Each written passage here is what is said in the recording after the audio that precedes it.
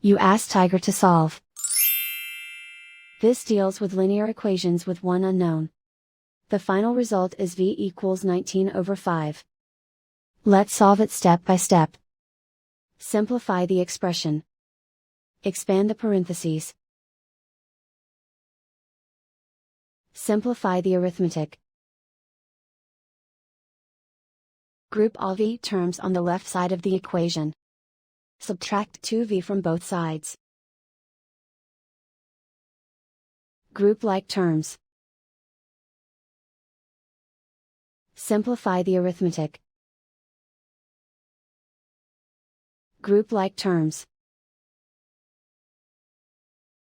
Simplify the arithmetic. Group all constants on the right side of the equation.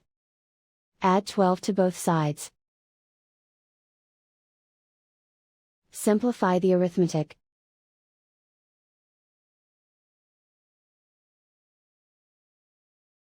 Isolate the v. Divide both sides by -5.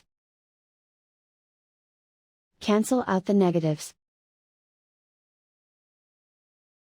Simplify the fraction. Cancel out the negatives.